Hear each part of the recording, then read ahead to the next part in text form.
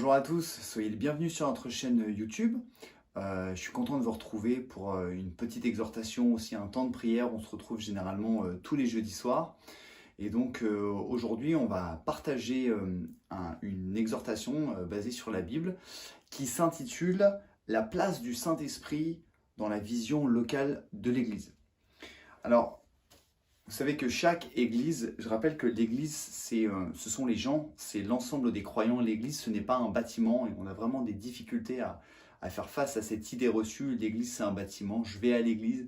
En fait, non, l'église, c'est tous ceux et celles qui croient en Dieu, en Jésus-Christ.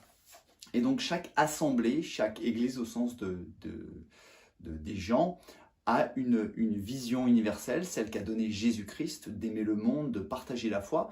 Mais chaque assemblée a une vision locale, c'est-à-dire quelque chose que l'assemblée a reçu à cœur en fonction de son contexte culturel, sa position géographique.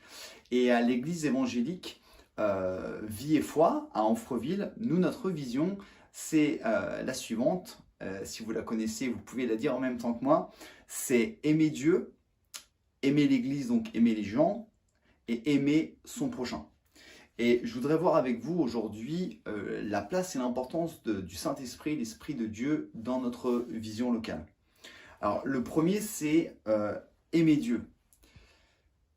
Pourquoi aimer Dieu? On pourrait se poser la question, pourquoi aimer Dieu?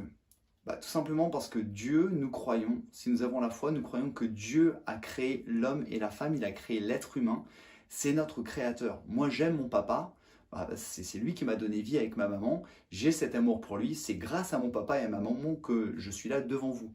C'est la même chose avec Dieu, Dieu est mon créateur, mais je ne l'aime pas simplement parce qu'il m'a créé, j'aime Dieu parce qu'il m'a aimé. Il m'a aimé, il m'a créé et il m'a aimé également en envoyant Jésus-Christ, son Fils, sur terre pour prendre un châtiment qui m'était réservé à moi, qui était réservé à tous les êtres humains, c'est-à-dire la mort, parce que la Bible dit que l'homme, la femme, à la base, à partir de Adam et Ève, de ce qu'on appelle la chute, ont été séparés de Dieu parce qu'ils ont péché, ils ont désobéi à Dieu et ils ont été séparés de Dieu. Et la Bible dit que le châtiment que nous méritions, c'était la mort éternelle, c'est-à-dire l'enfer, avec le diable et ses démons. Mais Dieu a aimé l'humanité, il a aimé les hommes et les femmes, il a envoyé Jésus-Christ, son Fils, pour mourir à notre place, gratuitement. Et je l'aime aussi pour ça. Donc en fait, notre vision à l'Église Vie et Foi, c'est d'aimer Dieu parce qu'il est notre Créateur et pour ce qu'il a fait pour nous, parce que Dieu nous a rachetés. Et finalement, c'est le Saint-Esprit qui nous permet de prendre conscience de qui est vraiment Dieu, de qui est vraiment Jésus. On parle de Dieu, on parle de Jésus, mais la Bible dit que Jésus et Dieu sont un. Intellectuellement, c'est incompréhensible. Quelqu'un qui chercherait rationnellement à dire « mais non, mais Dieu c'est Dieu, Jésus c'est Jésus, son Père, le Fils ». Dieu et Jésus sont la même personne. Et c'est l'Esprit de Dieu qui nous permet de comprendre cela. Je voudrais lire un passage dans la Bible, dans l'évangile de Jean, chapitre 16, verset 8, qui nous dit que c'est Jésus qui parle. Il parle à ses disciples, donc aux chrétiens, et il dit « Quand le Saint-Esprit sera venu, il convaincra le monde en ce qui concerne le péché, la justice et le jugement. » Le Saint-Esprit, l'Esprit de Dieu, convainc le monde en ce qui concerne le péché, c'est-à-dire ce qui ne plaît pas à Dieu, ce qui me sépare de lui. La justice, c'est-à-dire ce qui est juste, pas au sens des avocats, les juges, tout ça. La justice, ce qui est juste aux yeux de Dieu. Et le jugement, c'est-à-dire que la Bible dit, et nous le croyons vraiment, qu'à la fin de notre vie, en fait, nous serons tous jugés, les bons et les mauvais. Et c'est l'Esprit de Dieu qui vient percuter mon cœur, qui vient percuter mes pensées, qui me fait comprendre que Dieu m'aime, que je suis un pécheur, mais que Dieu m'aime tellement en fait qu'il a envoyé Jésus pour moi. Et c'est ce qu'on appelle la conversion, c'est ce qu'on appelle la repentance. Pasteur Joël Verne, qui est venu dimanche dernier, a parlé de la repentance. Alors tout le monde pense que la repentance c'est quelque chose d'atroce, on se met à genoux, on pleure. Oui, peut-être pour certains, mais le grec qui vient de repentance veut dire changer de voie, faire un demi-tour, changer de vie. Et je ne peux pas changer de vie si je n'ai pas compris ce que Dieu a fait pour moi. Et ça, c'est pas un homme, c'est pas une femme, c'est pas un discours, c'est pas moi ce soir qui va vous faire comprendre ou vous persuader ou vous convaincre. Absolument pas. C'est anti-biblique de dire que c'est un homme qui permet à un autre de se convertir. Absolument pas. C'est l'Esprit de Dieu, c'est le Saint-Esprit qui vient dans la vie de quelqu'un et qui lui fait comprendre que Dieu est là, que Dieu existe, que Dieu est vivant et que Dieu l'aime. Donc ça, c'était le premier point, aimer Dieu et la place du Saint-Esprit pour m'aimer. Alors peut-être ce soir, vous dites, mais moi, je ne crois pas en Dieu, je ne sais pas comment faire. Bah, simplement vous dire, c'est pas Dieu qui nous convainc, pardon, c'est pas un homme qui va vous convaincre, c'est Dieu, c'est l'Esprit de Dieu. Donc, si vous avez foi, si vous voulez avoir foi, mettez Dieu à l'épreuve et parlez-lui sincèrement, lui disant, montre-moi que tu existes et que ton esprit puisse me parler. Je vous encourage à faire ce challenge ce soir. Le deuxième point, à l'église Vie et Foi, nous voulons aimer Dieu, et le deuxième, c'est nous voulons aimer l'église. Donc je rappelle, on n'aime pas les murs, on n'aime pas le papier peint ou le béton, les parpaings. Nous aimons les gens qui constituent l'église. Et l'église, ce sont les gens, c'est-à-dire les croyants. La Bible dit que nous sommes enfants de Dieu et que nous faisons partie de la même famille. C'est pour ça que dans les églises, des fois, on s'appelle mon frère, ma sœur, parce que c'est au sens spirituel. La Bible dit que nous avons été adoptés. Moi, j'ai un papa, j'ai une maman, j'ai la chance d'avoir des parents encore vivants, mais la Bible dit que j'ai été adopté par Dieu. Je vais lire un passage dans la Bible dans Romains 8, 15, Romains chapitre 8, verset 15, la version second 21, qui nous dit « Vous n'avez pas reçu un esprit d'esclavage pour être encore dans la crainte, mais vous avez reçu un esprit d'adoption par lequel nous crions « Abba, Père ». Le terme « Abba » veut dire « papa ». Et donc on appelle Dieu notre papa. C'est pas simplement un Dieu qui est loin, qui fait peur, c'est notre papa. Et nous avons tous été adoptés, nous avons tous la même condition. Et vous savez, la société aujourd'hui, elle nous pousse à pointer nos différences. Différences d'âge, différences de culture, différences de travail, différences d'argent, différences de croyances. On est beaucoup en comparaison. Ah, un tel est comme ça, moi je suis comme ça. Mais quelque part, Dieu, en fait, il ne regarde pas nos différences. Pour Dieu, nous sommes tous les mêmes. Nous sommes tous pécheurs. Nous méritons tous la mort. Mais nous sommes des gens de valeur, c'est pour ça qu'il a envoyé Jésus. Et il nous aime tous. Qui que nous soyons, qui que tu sois, peu importe ton passé, quelle que soit la couleur de peau, quelles que soient tes opinions politiques, Dieu t'aime. Et ça, personne ne peut empêcher Dieu de nous aimer. Et c'est encore une fois, le Saint-Esprit qui nous aide à comprendre cet esprit d'adoption. C'est le Saint-Esprit qui nous aide à comprendre que nous faisons partie de la famille de Dieu, avec d'autres croyants qui sont imparfaits comme nous. La Bible parle de l'unité, de garder l'unité de l'Esprit. Et le Saint-Esprit, l'Esprit de Dieu, c'est la marque de l'adoption. Jésus-Christ, quand il a enseigné ses disciples, quand il était sur terre pendant 3 ans et demi, il a enseigné à ses disciples, aimez-vous les uns les autres. Il parlait à des chrétiens, bon alors il parlait à des juifs, qu'on n'appelait pas encore chrétiens, il leur a dit, aimez-vous les uns les autres. Et l'enseignement de Jésus est toujours le même. Chrétiens, aimez-vous les uns les autres. Je voudrais prendre cet exemple. J'ai un oncle qui me disait ça quand on était, pour blaguer certainement, quand on était jeune. Il me disait, tu sais, on choisit ses amis, pas sa famille. Je ne sais pas si vous connaissez cette expression. Ça me fait sourire. Mais c'est vrai quelque part. On choisit ses amis et pas sa famille. Et je voudrais vous donner l'exemple. J'ai une grande sœur qui est petite en taille mais qui est grande en âge. Et c'est marrant, mais mes parents ont eu 2 enfants complètement différents. Peut-être parce que mes parents sont complètement différents. Et ma sœur et moi, nous sommes opposés en tout. Nos goûts, nos façons de faire, peu importe, il n'y en a pas un meilleur que l'autre, mais nous sommes opposés. Mais ça ne m'empêche pas de l'aimer profondément parce que c'est ma sœur. Peut-être que si nous n'étions pas frères et sœurs, peut-être que j'aurais pas d'affinité avec elle, peut-être que voilà, je la côtoierais pas. Mais c'est ma sœur, c'est ma sœur, elle fait partie de ma famille et c'est un amour inexprimable que j'ai parce que c'est ma sœur. Donc ma sœur, si tu me sens, spéciale dédicace. C'est la même chose en fait, quand on fait partie de la famille de Dieu, les chrétiens que nous côtoyons et ceux que nous ne côtoyons pas, peu importe si nous avons des affinités, nous devons les aimer parce qu'ils ont été rachetés comme nous, parce que ce sont des enfants de Dieu comme nous. Et c'est vraiment important. Il n'y a que l'Esprit de Dieu qui peut nous aider à les aimer. Pas pour leurs affinités, mais pour qui ils sont aux yeux de Dieu. Nous devons les aimer en parole. Nous devons les aimer en attitude. C'est bien de dire « Oh, je t'aime, t'es sympa, t'es quelqu'un de génial ». Par contre, c'est bien de mettre la main à la pâte et de venir en aide. Nous devons également les aimer en pensée. Je suis très capable de dire à quelqu'un « Oh oui, t'es sympa », puis être hypocrite et puis penser le contraire. Ça, c'est pas bon du tout. Et nous devons aussi les aimer en prière, en les soutenant par la prière. Et finalement, pour nous chrétiens, il y a quelque part 3 niveaux d'amour de l'Église. Le premier qui est facile, c'est d'aimer mes amis dans mon assemblée locale, c'est-à-dire dans mon église locale. Ça, tout le monde peut le faire. Mes amis, les gens de mon âge, les gens de ma culture, tout ça, c'est très facile. Le deuxième, c'est d'aimer les gens de mon assemblée locale, mais qui sont différents de moi. Ça, c'est déjà un peu plus compliqué. Posez-vous la question, vers qui je vais le dimanche ou en semaine quand je vais à un rassemblement d'église? La première chose, je vais vers mes amis. Est-ce que je vais vers ce monsieur, vers cette dame, peut-être plus âgé que moi, peut-être jeune, pour parler, pour accueillir? Ça, c'est un niveau plus difficile. Et le troisième niveau, où on a vraiment besoin de l'Esprit de Dieu, je dois aimer les chrétiens que je ne connais pas. Chrétiens d'une autre assemblée, chrétiens d'un autre pays, chrétiens d'une autre culture peut-être. Et c'est vraiment important. Et nous devons aimer l'Église. Et le Saint-Esprit est vraiment important là-dedans. Troisième et dernier point, de la vision de l'Église, vie et foi, nous devons aimer Dieu, aimer l'Église et aimer notre prochain. Mon prochain veut dire croyant et veut dire non-croyant.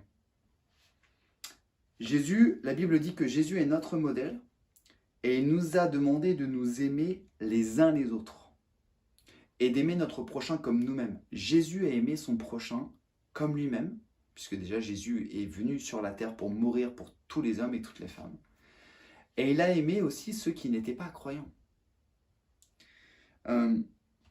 C'est l'Esprit de Dieu qui nous donne cet amour du prochain, cette compassion, ce qu'on appelle aujourd'hui la compassion, ça a un peu une connotation religieuse, et ben, je trouve que c'est assez d'accord, je suis assez d'accord avec ça. C'est la compassion de Dieu. Par nos forces ou par nos efforts, nous ne pouvons pas aimer avec compassion. On reste humain, soyons honnêtes, soyons humbles un peu. On aime toujours pour un retour, quoi. Alors on aime soit par intérêt, alors ça c'est pas terrible. On aime aussi pour se sentir aimé, mais Jésus, lui, l'a aimé sans retour. Qu'on soit croyant ou pas croyant, et la Bible nous enseigne à faire de même.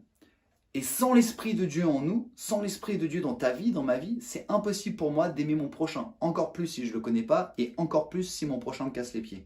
Parce que la Bible dit d'aimer nos ennemis. Et ça, c'est important. Et c'est l'Esprit de Dieu qui nous aide à aimer de manière spirituelle.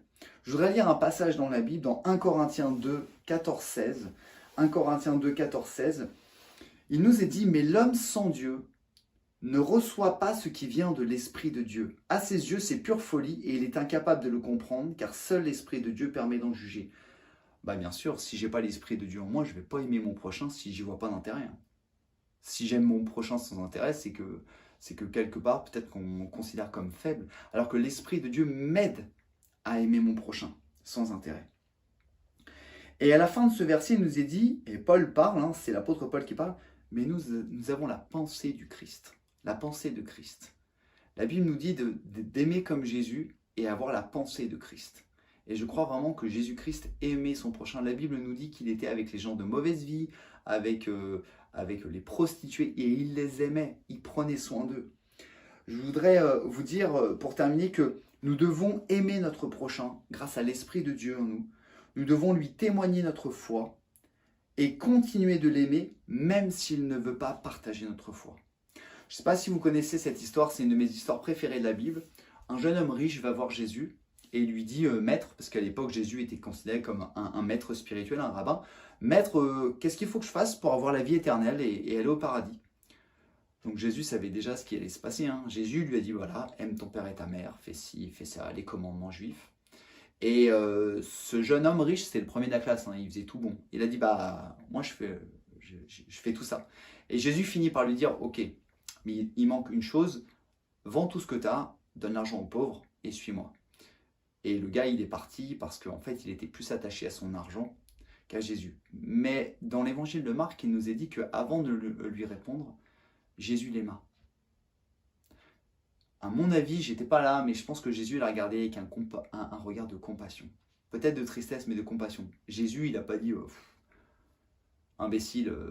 Non, nous, on aurait peut-être dit ça. Mais Jésus l'aima. Et je pense que c'est vraiment important d'aimer notre prochain, de lui partager notre foi. Mais peu importe sa décision par la foi, c'est entre nous et Dieu. Nous devons partager notre foi, mais nous devons aimer notre prochain. Et quelque part, c'est la marque des enfants de Dieu, c'est aimer sans rien attendre en retour. Donc, le rappel de notre vision locale à l'église Vie et Foi, et je tiens vraiment pour les membres de notre assemblée locale à le rappeler, c'est vraiment important. Nous voulons aimer Dieu, nous voulons aimer Jésus de tout notre cœur, le servir, croire en lui. Nous voulons aimer l'église au sens des gens, et je voudrais challenger chacun d'entre nous à pouvoir concrètement aimer les chrétiens, et enfin aimer notre prochain. Et le Saint-Esprit qui est l'Esprit de Dieu, qui est le côté surnaturel. Dieu est un Dieu, Dieu est surnaturel, et c'est l'Esprit de Dieu qui est la preuve de ce surnaturel. L'Esprit de Dieu est présent dans l'accomplissement de cette vision, et sans l'Esprit de Dieu, ça reste que des mots en fait, ça reste que des pensées. Donc voilà, j'espère que cette exhortation, ce petit partage vous a fait du bien. Je voudrais maintenant qu'on ait un temps de prière, et ce soir on va prier pour 3 sujets par rapport à cette exhortation. Je pense que c'est important, que l'on soit chrétien, ou peut-être si vous regardez cette vidéo et que vous êtes peut-être curieux, je sais pas, Dieu seul sait, mais je voudrais qu'on ait un petit moment de prière personnelle. Et le premier sujet, on va prier Dieu, on va prier Jésus pour qu'il nous aide à plus l'aimer. Alors si vous ne connaissez pas Dieu, c'est peut-être le moment de lui dire: Dieu, si tu existes vraiment, montre-moi, que ton esprit se révèle à moi et que tu me prouves que tu es vraiment vivant. Je rappelle, ce n'est pas un homme qui convertit, c'est l'Esprit de Dieu qui vient en nous. Premier sujet, Dieu, Jésus, aide-moi à t'aimer pour ce que tu es et pour ce que tu as fait. Aide-moi à t'aimer d'un amour sincère. On va avoir un deuxième sujet de prière après. Dieu, aide-moi à aimer les personnes qui constituent l'Église. Aide-moi à avoir cet amour pour les gens qui ont la foi. Et troisième sujet, bien sûr vous l'aurez deviné, Dieu, aide-moi à aimer mon prochain comme moi-même. C'est pas humain d'aimer son prochain comme soi-même. Et je pense qu'on a vraiment besoin de l'Esprit de Dieu. Voilà, je vous laisse quelques minutes pour ce temps de prière, et puis on se retrouve à la fin pour prier ensemble.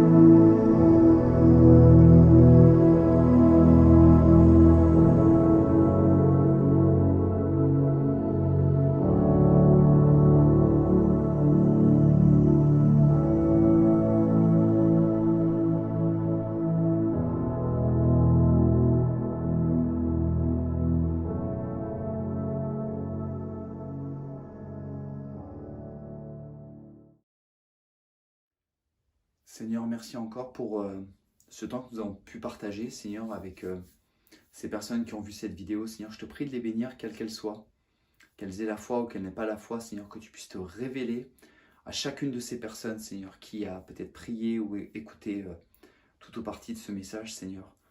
Aide-nous vraiment à t'aimer toi, à aimer l'Église, à aimer les gens, à aimer les croyants et aimer notre prochain comme nous-mêmes. Seigneur, aide-nous à être remplis de ton esprit, à vraiment faire une rencontre personnelle et intime avec l'Esprit de Dieu. Merci encore, Seigneur, parce que tu es vivant et parce que tu prends soin de nous. Amen. Voilà, j'espère que vous avez été bénis, vous avez été encouragés par ce temps. Je vous dis à très bientôt, soit sur la chaîne de YouTube de l'Église, soit dans une de nos assemblées à Pont-l'Arche, soit à Amfreville. Je vous dis à très bientôt.